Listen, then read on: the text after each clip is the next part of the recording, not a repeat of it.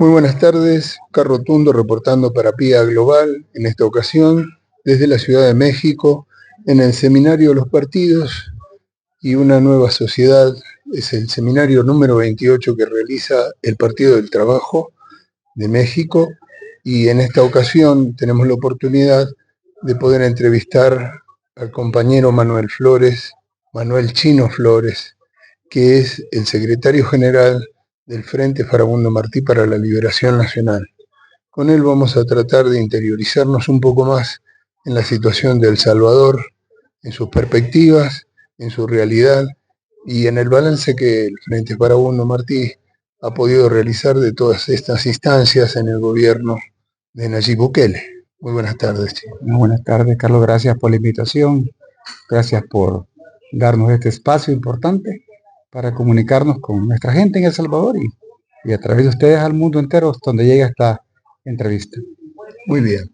Bueno, tenía tres preguntas. La primera es, ¿cómo están ustedes posicionados frente al gobierno de Nayib Bukele?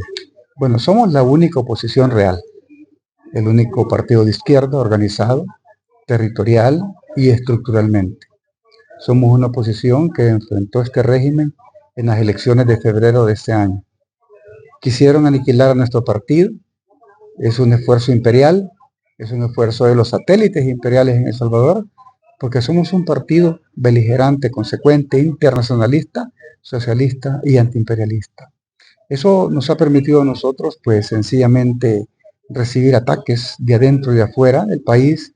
Sin embargo, en la elección de febrero, la meta era aniquilarnos, desaparecernos. Pero sobrevivimos y hoy en día estamos en un proceso de crecimiento, acumulación y posicionamiento. Eso lo vemos en los territorios donde me he dado la tarea de visitarlos, hasta el último rinconcito del país. Eso también dice mucho de la nueva dirigencia. Tenemos un mes de haber asumido la dirigencia del partido y ya he visitado 4 departamentos. Estamos pues precisamente definiéndonos como la posición real, la alternativa del pueblo para el futuro, porque si bien es cierto, fuimos gobierno durante 10 años, dejamos un legado de desarrollo social, de proyectos sociales, de inversión en salud, en educación, en una cantidad de esfuerzos sobre la base de la transparencia. Hoy la gente está viendo que todo eso se está acabando. Y es precisamente el momento que la gente nos dice que somos nuevamente la alternativa y la esperanza que ellos esperan. ¿Por qué muchos sectores de izquierda tienen en su ideario de que Nayib Bukele es una persona nacionalista o de izquierda? No, es realmente falso. Está reduciendo el Estado. Hay una reducción. En lugar de posicionar el Estado, fortalecerlo, ¿verdad? Lo está privatizando. Y eso no es una acción de izquierda, ¿verdad? Está despidiendo gente de su régimen de todo nivel. Hay, digamos, visiones claras de su modelo, que es neoliberal. Invita a Milei, y yo no creo que alguien que quiera imitar a Milei en su proceso de reducir el Estado, de aniquilar el Estado, de privatizar el Estado, no creo que sea socialista, ni tenga ni siquiera pues una pizca de eso. Al contrario, ¿verdad? Tiene características propias de un gobierno de ultraderecha. Los salarios, la desocupación, los niveles de pauperización, ¿cómo han aumentado en El Salvador? Bueno, hay niveles de corrupción escandalosos. Hace poco hubo una filtración de un ciberataque, de un colectivo de ciberataque, donde puso, digamos, al público 940 y pico mil de empleados registrados en el Seguro Social, donde aparecen sus salarios de hasta $40,000, $19,000, $11,000 en un país pobre, donde sale, por ejemplo, el escándalo de los diputados que tienen, aparte de los $14,000, contratados fotógrafos de $2,500, contratados personal, por ejemplo, en la Asamblea Legislativa, promotor de, digamos, de comunicaciones, otro gestor de negocios, y esos cargos no existen. Entonces, toda esa información, la gente está escandalizada, porque un país pobre, los diputados Han contratado gente sin capacidad técnica ocupando cargos de asesores, plazas fantasmas, y de repente aparece el escándalo de gobierno. Ministros ganando 15,000, 9,000, más que el presidente mismo, ¿no? Y de repente te das cuenta que en las alcaldías hay contratada gente que no está fungiendo, ¿me entiendes? Entonces la gente hoy se da cuenta que este partido que gobierna es el más corrupto en la historia porque han legalizado la corrupción y el robo en el gobierno. Entonces la gente dice, los 10 años del frente fueron años de obras, pero no publicitaban nada. Este gobierno no hace nada y publica y publicita y gasta millones de dólares en pura publicidad. Primero, en youtuberos, facebookeros, tiktokeros, que ahí aparecen algunos trabajando para el gobierno. Y el trabajo que ellos hacen es hablar en mal de la oposición y hablar en bien del gobierno. Uno de los flagelos de los que se habla en El Salvador es el tema de la inseguridad provocada por las maras que son históricas o por el crimen organizado. ¿El gobierno ha combatido ese crimen organizado con las megacárceles y todos los proyectos que ha elaborado o es solamente un subterfugio? No podemos ser miserables de negar lo obvio. La seguridad ha mejorado sustancialmente, pero ¿cuál es el costo? Los derechos de la gente, ¿verdad? Un régimen de excepción te limita tus derechos, prevalece el abuso, la autoridad, el autoritarismo, la prepotencia, la soberbia, la manipulación, y como no tienes derecho, cualquier policía puede meterte preso. Te agarra el teléfono, te lo registra porque no hay derechos. Lógicamente, pues el gobierno ha liberado líderes de pandillas que han aparecido aquí en México y los han llevado presos para Estados Unidos, ¿no? Y no se sabe ni cómo entraron aquí, porque entran de manera ilegal. Entonces, el régimen ha liberado. El régimen, dentro de las redes tú lees que ha negociado con las pandillas. Mejora la seguridad, es cierto, pero la economía es un desastre. La migración galopante. Y si se dice que es el gobierno más popular y todo, ¿por qué la gente se sigue saliendo? ¿Y por qué la gente no se regresa? ¿Verdad? Entonces, esa es prácticamente la diferencia entre la realidad y lo virtual.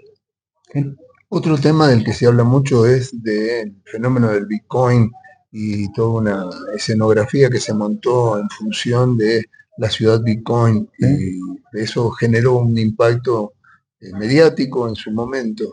¿Qué quedó de eso? Se acabó. ¿Verdad? No llegó nadie a invertir. Implementaron la Chivo Wallet, están retirando ya los cajeros. Hay una sarta de mentiras que la misma gente decía, bueno, las remesas las vamos a mandar por la Chivo Wallet. Falso, fracasaron.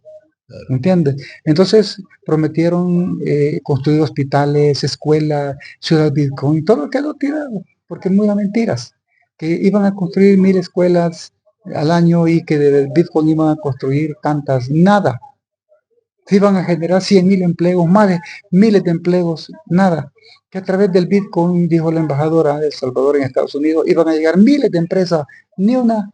Entonces creo que cuando tú ves realmente las campañas de mentiras, pero bien publicitadas, las cortinas de humo, que de repente el gobierno está siendo vapuleado en las redes, aparecen las cortinas de humo, las noticias, digamos, placebos, que le llamamos, y todo el mundo ya deja de hablar, por ejemplo, de la transparencia, de los 14,500 dólares de los diputados, de los salarios de 40,000, 20,000 dólares, y de repente aparece un tema del helicóptero, donde murieron los jefes de la policía, o de repente que capturan a X persona de COSAVI por el fraude, cuando se dan cuenta que fue esa, digamos, financiera, que, valga la redundancia, financió al partido Nuevas Ideas.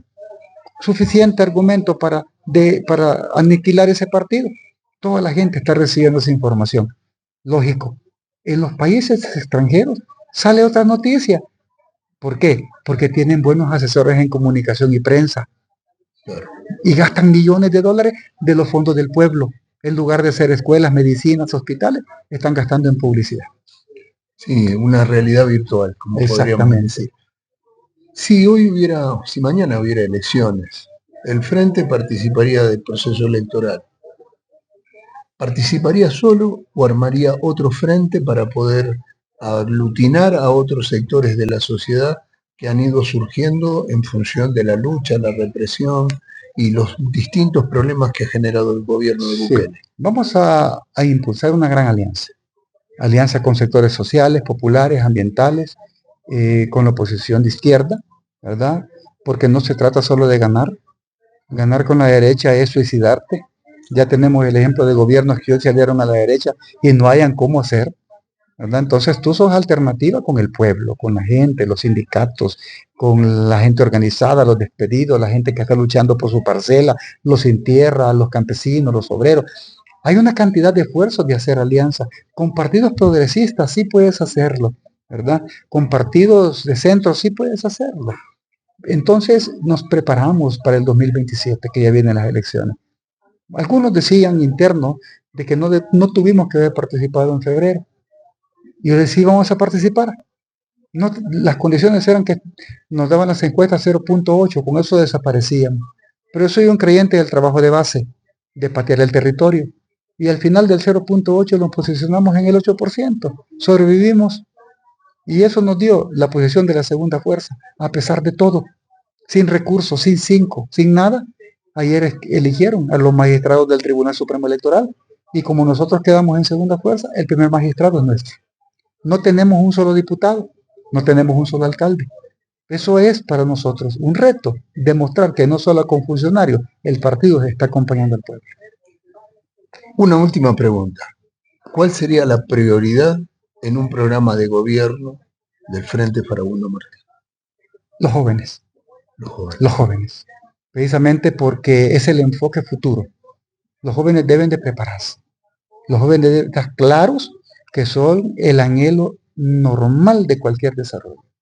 Y cuando hablo de jóvenes estoy hablando de los jóvenes visionarios, revolucionarios, progresistas, profesionales, empáticos, ¿verdad? Empáticos y sobre todas las cosas que tengan la capacidad de estar con el pueblo, de cambiar al pueblo y no únicamente de estar pensando en cambiar sus vidas.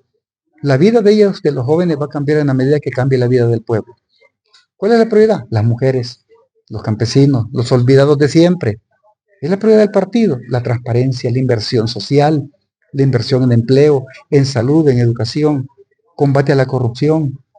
Onerosos salarios se van a acabar con nosotros.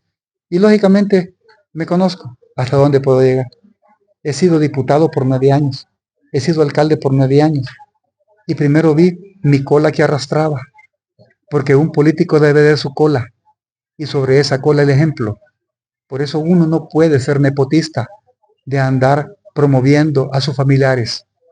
9 años de diputado jamás contraté un familiar, porque ni siquiera contraté a nadie, y fui alcalde tampoco contraté un familiar. Para mí es importante el ejemplo, la ética, un gobierno ético. Lo dijo Frei Beto, ético, más acción, menos palabras, más con el pueblo, menos con la cúpula, menos hoteles, menos locales, más pueblo, más árboles, más casas de los compañeros, más territorio. ¿Por qué? Porque debes de estar claro de que te tienes que rodear con gente más capaz que ti, con profesionales, con gente académica, con ingenieros, abogados, médicos, pero que estén dispuestos a trabajar por el pueblo, economistas de nivel, gente que tenga la dignidad clara de sacar adelante el país. Ese es el reto.